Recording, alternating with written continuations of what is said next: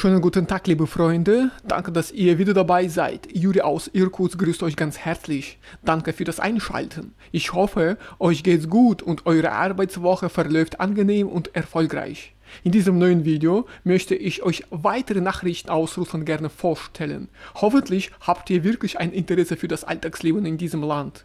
Ich versuche, jede Woche für euch etwas Interessantes zu finden, was für euch als Ausländer interessant sein kann.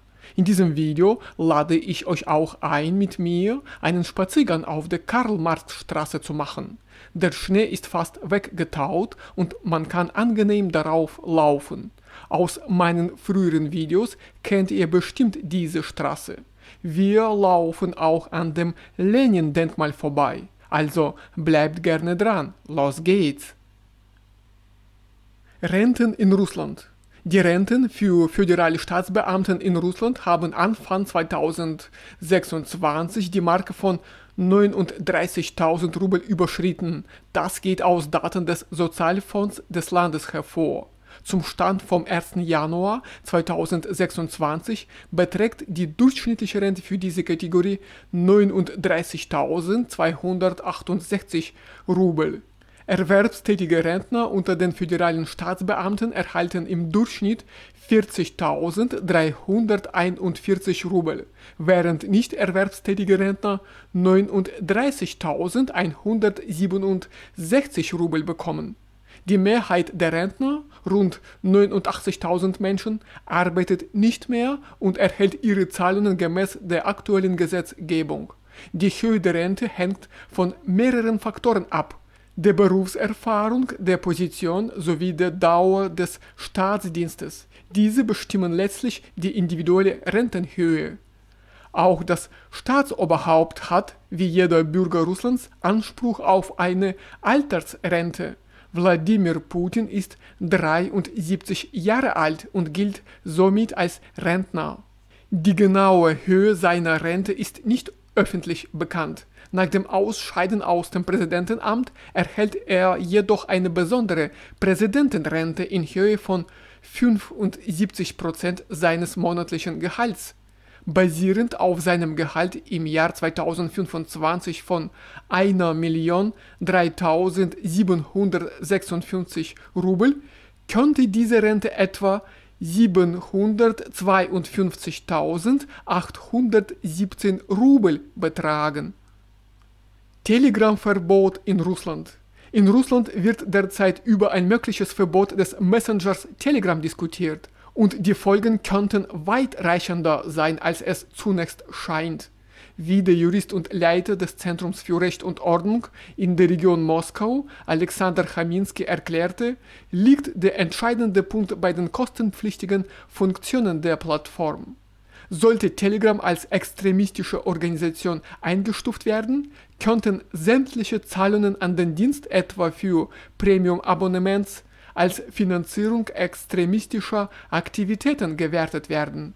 Im Sinne des Strafrechts umfasst eine solche Finanzierung alle Geldüberweisungen an Organisationen, deren Tätigkeit in Russland verboten ist. Zuvor hatte der stellvertretende Vorsitzende des Duma-Ausschusses für Informationspolitik, Andrei Swintzow, erklärt, dass Telegram als Unterstützer terroristischer Aktivitäten eingestuft werden könnte. Chaminski betonte zudem, dass sich entsprechende Zahlungen leicht nachweisen lassen. In der Regel erfolgt die Abbuchung direkt vom Konto des Nutzers, wodurch Transaktionen gut nachvollziehbar sind. Gleichzeitig stellte er klar, dass die bloße Nutzung von Telegram, etwa über VPN-Dienste, nicht strafbar sei. Zuvor hatte auch German Klemenko, Vorsitzender des Rates des Fonds für die Entwicklung der digitalen Wirtschaft, die Möglichkeit angesprochen, Telegram in Russland als extremistisch einzustufen. Der Pressesprecher des Kremls, Dmitri Peskov, verwies zudem darauf, dass die Verwaltung des Messengers wenig Bereitschaft zur Zusammenarbeit mit den russischen Behörden zeigt. Russland lockert Jobregeln für Jugendliche. Die russische Regierung plant, bis zum Sommer 2026 die Einschränkungen für die Beschäftigung von Minderjährigen zu lockern. Dabei geht es um Branchen, die früher als gefährlich eingestuft wurden. Dies erklärte der Vorsitzende des Duma-Ausschusses für Arbeit, Sozialpolitik und Veteranenangelegenheiten, Jaroslav Nilov. Ihm zufolge weisen Arbeitgeber seit langem auf eine rechtliche Lücke hin. Derzeit dürfen Minderjährige eine berufliche Ausbildung absolvieren und Praktika machen, dürfen jedoch anschließend nicht direkt in denselben Bereichen arbeiten, wenn diese als gefährlich oder gesundheitsschädlich gelten. Nilov betonte, dass bereits ein neuer Mechanismus entwickelt wurde. Durch eine Bewertung der tatsächlichen Arbeitsbedingungen sollen Minderjährige in bestimmten Fällen Zugang zu solchen Arbeitsplätzen erhalten. Er hob ausdrücklich hervor, dass es nicht um gesundheitsschädliche Arbeitsbedingungen gehe. Zitat: Es geht um Arbeitsbedingungen, die vor 20 Jahren als gefährlich galten, sich aber inzwischen verändert haben. Mit anderen Worten, es handelt sich um modernisierte Produktionsbereiche, in denen sich die Sicherheit deutlich verbessert hat. Russischer OP-Roboter. In Russland wurde ein heimisches Pendant zum bekannten chirurgischen Robotersystem Da Vinci registriert. Dies teilte der Gesundheitsminister Michail Muraschko mit. Seinen Angaben zufolge ist das neue robotergestützte System bereits bereit für die Auslieferung an medizinische Einrichtungen im ganzen Land, sowohl auf föderaler als auch auf regionaler Ebene. Der Minister betonte, dass es sich um ein grundsätzlich neues Format der chirurgischen Versorgung handelt. Zitat: Eine neue robotergestützte chirurgische Anlage wurde registriert. Sie kann bereits an medizinische Einrichtungen geliefert werden. Das ist ein neues Format der chirurgischen Versorgung. Zunächst sollen diese Systeme in Kliniken eingesetzt werden, in denen der Ausbau hochmoderner medizinischer Technologien besonders wichtig ist. Es wird erwartet, dass der erste russische Operationsroboter die Geschwindigkeit chirurgischer Eingriffe erhöht und die Genesung der Patienten beschleunigt. Russland entwickelt Krebsimpfstoffe. In Russland wurde ein bedeutender Fortschritt in der Medizin angekündigt. Wissenschaftler haben Impfstoffe gegen verschiedene Krebsarten entwickelt. Dies erklärte der Premierminister des Landes, Michail Mishustin. Seinen Angaben zufolge sollen diese Entwicklungen in das System der obligatorischen Krankenversicherung aufgenommen werden. Das bedeutet, dass Patienten künftig im Rahmen staatlicher Programme kostenlos Zugang zu diesen Behandlungen erhalten könnten. Zitat: Es ist geplant, sie in das staatliche Programm der kostenlosen medizinischen Versorgung aufzunehmen. Der Regierungschef betonte zudem, dass Russland in der Lage sei, seine Bürger mit allen notwendigen Medikamenten zu versorgen. Die Verfügbarkeit von Arzneimitteln werde dabei in Echtzeit in allen Regionen überwacht. Außerdem kündigte Mishustin an, dass bis 2027 neue, einzigartige russische Medikamente, darunter gegen Allergien und bestimmte Krebsarten, auf den Markt kommen sollen. Heimliches Geld in Schulen. Mehr als die Hälfte der Befragten gab an, mit Geldsammlungen in Schulen konfrontiert worden zu sein, etwa für Vorhänge oder andere Bedürfnisse der Bildungseinrichtungen. Dies ergab eine Umfrage, an der mehr als 20.000 Personen teilnahmen. Den Ergebnissen zufolge berichteten 43% der Befragten, dass sie regelmäßig aufgefordert werden, Geld für schulische Zwecke zu zahlen. Weitere 12% gaben an, dass dies zwar vorkommt, jedoch eher selten.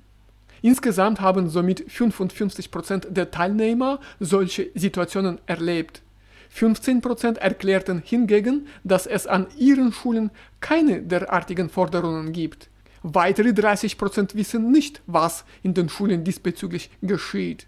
Die Umfrage wurde vom 3. bis 9. Februar durchgeführt. Insgesamt nahmen 20.437 Personen teil. Die Vorsitzende des Duma-Ausschusses für Familie, Vaterschaft, Mutterschaft und Kindheit, Nina Ostanina, kommentierte die Ergebnisse und betonte, dass solche Geldsammlungen gesetzlich unzulässig sind. Sie erinnerte daran, dass allgemeinbildende Schulen aus dem Staatshaushalt finanziert werden müssen. Zusätzliche Mittel dürften nur über offizielle Strukturen wie Elternkomitees oder Schulräte organisiert werden. Also, liebe Freunde, das war's von mir für heute. Danke, dass ihr euch die Zeit genommen habt, dieses Video bis zum Ende anzuschauen. Ich freue mich auf eure Fragen und freundliche Kommentare, die das Alltagsleben in Russland betreffen. Auf jeden Fall wünsche ich euch alles Gute im Alltag und viel Erfolg bei der Arbeit. Wir sehen uns bald in meinen neuen Videos wieder. Bis dann. Tschüss.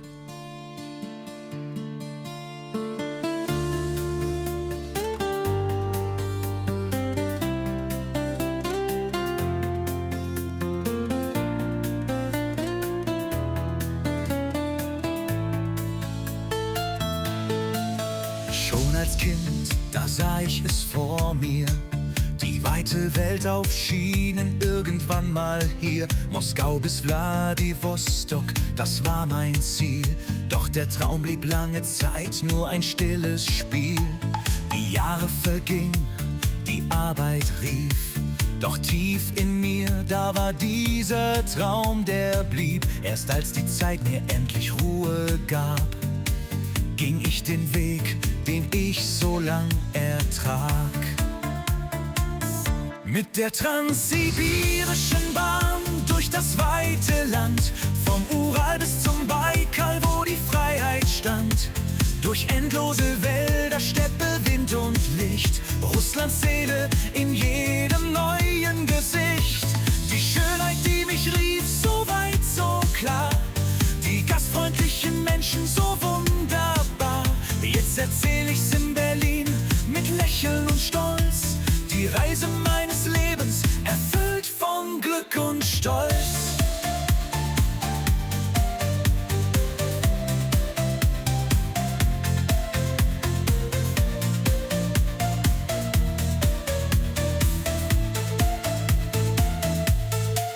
In Moskau stieg ich ein, der Zug begann zu ziehen.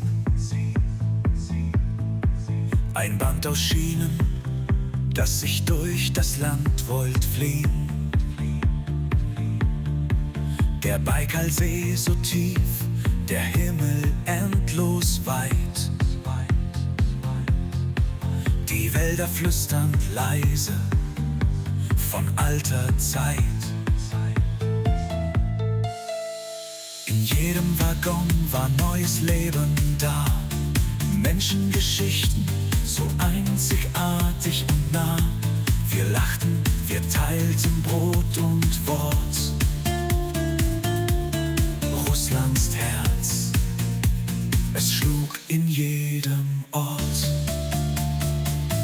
Mit der transsibirischen Bahn durch das weite Land, vom Ural bis zum Baikal, wo die Freiheit stand. Durch endlose Wälder, Steppe, Wind und Licht, Russlands Seele in jedem neuen Gesicht. Die Schönheit, die mich rief, so weit, so klar. Die gastfreundlichen Menschen, so wunderbar. Jetzt erzähl ich's in Berlin mit Lächeln und Stolz. Die Reise meines Lebens, erfüllt von Glück und Stolz. Jetzt sitz ich hier mit Tee in der Hand. Denke zurück an dieses ferne Land. Mein Herz voll Wärme, mein Geist so frei. Russlands Weite bleibt immer dabei. Und nun erzähl ich dir voller Ehrfurcht und Mut. Die Reise durch Russland, die tat mir gut. Von Moskau bis Wladiwostok ein langer Traum, den ich in meinen Liedern weiter gebrauch.